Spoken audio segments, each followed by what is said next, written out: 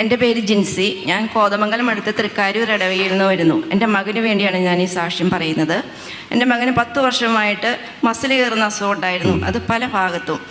അപ്പോൾ ഞങ്ങൾ പല ഹോസ്പിറ്റലുകളും കൊണ്ടുപോയി, കുറയുന്നില്ല. അത് കഴിഞ്ഞ് ഞങ്ങൾ ഒരു ആയുർവേദ ട്രീറ്റ്മെൻറ്റ് ചെയ്തു. അവന് ഇപ്പോൾ 29 വയസ്സുണ്ട്. അപ്പം മസിൽ കയറ്റം.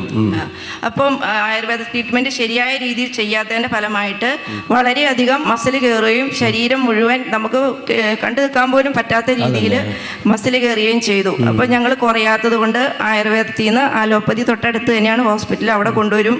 വീണ്ടും കുറയുമ്പോൾ വീണ്ടും ആയുർവേദത്തിലേക്ക് കൊണ്ടുവരും. അങ്ങനെ ഒരു 1.5 മാസത്തോളം ഹോസ്പിറ്റലിൽ കിടന്നു.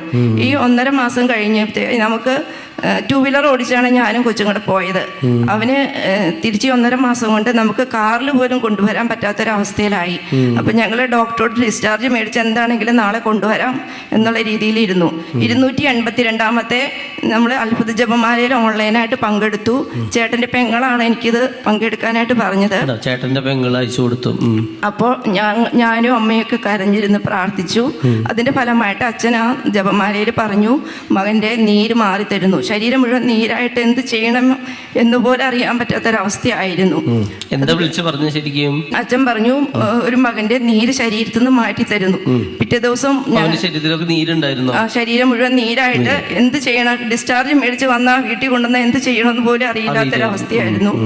അത് കഴിഞ്ഞ് ഞങ്ങൾ അന്ന് പിറ്റേ ദിവസം തന്നെ ഡിസ്ചാർജ് മേടിച്ചു. ശരീരത്തിൽ നിന്ന് നീര് കുറഞ്ഞു. അത് കഴിഞ്ഞ് പിറ്റത്തെ ആഴ്ച ഞങ്ങൾ അടുത്ത ജപമാലയിൽ പങ്കെടുത്തപ്പോൾ അച്ഛൻ പറഞ്ഞു, മസിൽ കയറുന്ന ഒരു മകൻ്റെ മസിൽ കയറ്റം മാറ്റി തരുന്നു.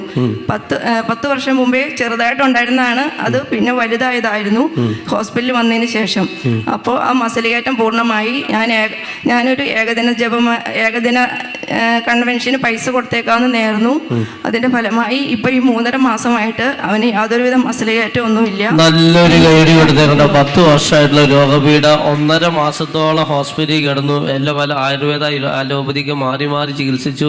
ഒരു 29 വയസ്സുകാരൻ്റെ കാര്യം പറഞ്ഞുകൊണ്ടിരിക്കുന്നത് ഉണ്ടോ? ഒരു മസിൽ കയറ്റം കൊണ്ടുവരുന്ന ബുദ്ധിമുട്ട് കണ്ടില്ലേ?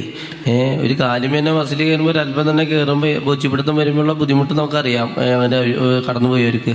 അപ്പോൾ ഇതൊരു രോഗമായിട്ട് വന്നാലോ എപ്പോഴും മസിൽ കയറ്റം അല്ലോ. ആ ചേച്ചി കാറിൽ പോലും കൊണ്ടുപോകാൻ പറ്റുന്നില്ല. ബൈക്കിൽ പോയിട്ട് കാറിൽ പോലും മനുഷ്യനെ എപ്പോഴും അവിടെ ഇവിടെയൊക്കെ മസിൽ കയറാം ശരീരത്തിൻ്റെ പല ഭാഗങ്ങളിൽ. ആ രോഗമാണ് അത്ഭുതമാല കണ്ടപ്പോൾ വിളിച്ചു പറഞ്ഞു. അതോടുകൂടി നീരും മാറിപ്പോയി.